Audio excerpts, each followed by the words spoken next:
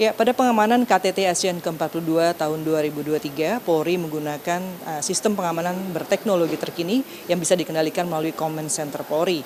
Dan melalui seperti apa teknologi pusat pengendali di Command Center Polri ini, saat ini saya sudah bersama dengan Kaposko Command Center 91 Polri, Brigjen Pol Suhendri, sekaligus Kaposko pada operasi Kaposko Command Center Polri pada operasi terpusat Komodo 2023. Ya, apa kabar Jenderal? Baik, sehat. Ya.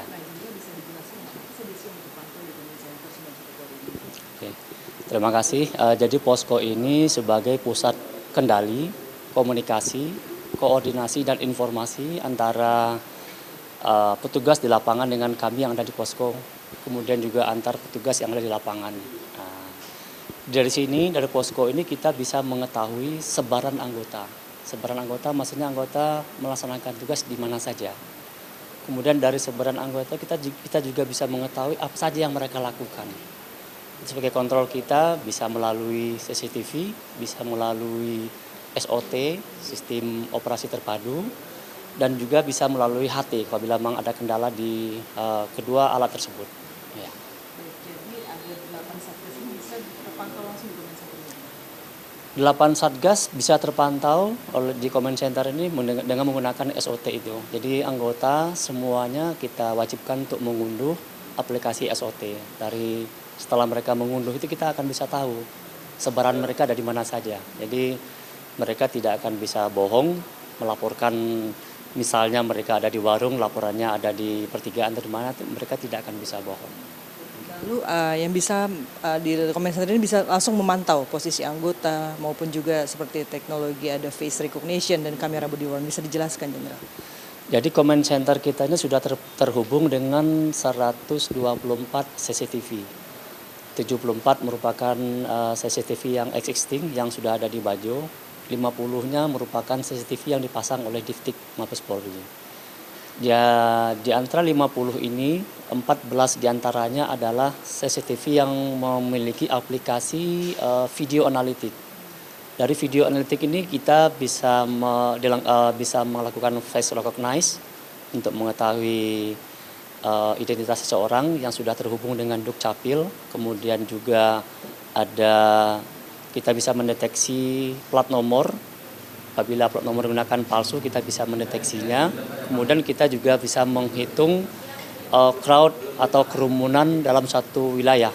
Dari kita alat ini kita bisa ngitung berapa orang sebenarnya kerumunan ada di sana. Berarti memang teknologi ini terintegrasi dengan Dukcapil juga, Jenderal. Dan bagaimana kemarin juga dapat mengantisipasi terkait adanya bencana alam. Bisa dijelaskan, Jenderal? Ya.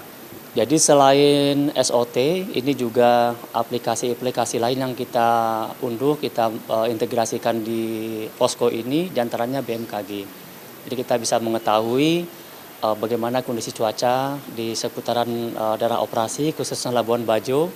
Selain itu kita juga mengunduh ada dari INARIS. INARIS itu dari BNPB, kira-kira potensi bencana di daerah ini di mana saja, sehingga kita bisa mengantisipasinya.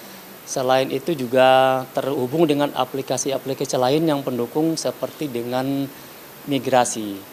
Ketika ada mungkin warga negara asing atau warga negara kita sendiri yang sudah masuk dalam mungkin di red notice atau orange notice, itu semuanya bisa kita ketahui ketika mereka masuk di pelabuhan internasional. Itu kita sudah bekerjasama dengan migrasi.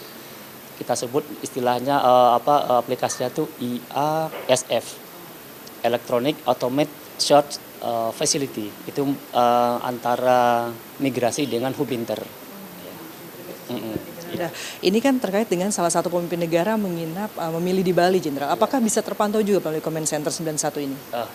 Baik, memang kita melaksanakan operasi ini daerah operasi ini Labuan Bajo, tapi kita menyebut ada zona penyanggah, ada zona penyimbang. Nah, zona penyanggah ini yang kita sebut yaitu yang ada di NTB, khususnya di Polres Bima, lebih khusus lagi di penyeberangan Pelabuhan Sape yang akan menyeberang ke Labuan Bajo. Kemudian yang kedua, zona penyanggah ini adalah Bali. Karena ada 10 pesawat delegasi yang parkir di daerah Bali. Tentu ini juga menjadi tanggung jawab kita Mungkin kalau keamanan pesawat tentu sudah diamankan oleh TNI AU ya, tapi bagi krunya akan menginap di hotel tentu ini juga akan perlu pengamanan dari kita. Dan itu semua kita bisa kendalikan dari sini, dari Polda Bali, khususnya Polres Bandara Ngurah Rai itu melaporkan perkembangan-perkembangannya dari sana. Sejauh ini apa saja Jenderal evaluasi terkait pengamanan pada KTT ASEAN ini? Ya, posko yang kita gunakan ini kan berbasis kepada sebenarnya sangat tergantung kepada jaringan internet. Nah, memang kendalanya di Labuan Bajo ini jaring internet sering bermasalah sehingga kita tidak bisa kadang-kadang tidak bisa mengakses CCTV yang ada. Kemudian juga kita terbentur dengan jaringan komunikasi. Dan alternatif lain kita menggunakan HT. Memang berbeda kalau kita bandingkan dengan waktu di Bali. Di Bali kita ada sekitar hampir 2000-an CCTV yang bisa kita akses. Karena memang di sana masyarakatnya sudah sangat mengerti dengan sistem keamanan lingkungan mereka masing-masing. Tapi di Labuan Bajo ini sangat minim sekali sehingga kita baru bisa memasang kemarin itu pun hanya bersifat sementara 50 unit di jalan-jalan itu. Tapi pengamanan berlangsung sukses ya Jenderal ya?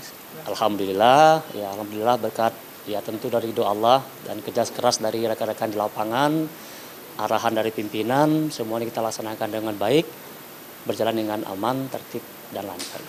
Baik, terima kasih Jenderal atas pembahasannya dan ya, Command Center Polri memang di sini dapat semua mengintegrasikan semua sistem dan semua pengamanan di Labuan Bajo terpantau melalui Command Center 91 Polri dan selama pengamanan juga Kapolri memantau langsung bagaimana jalannya KTT ASEAN melalui Command Center 91 Polri ini. Dari Labuan Bajo, Nusa Tenggara Timur, Laili Nianti, Fajar Mardiansyah melaporkan untuk Polri TV.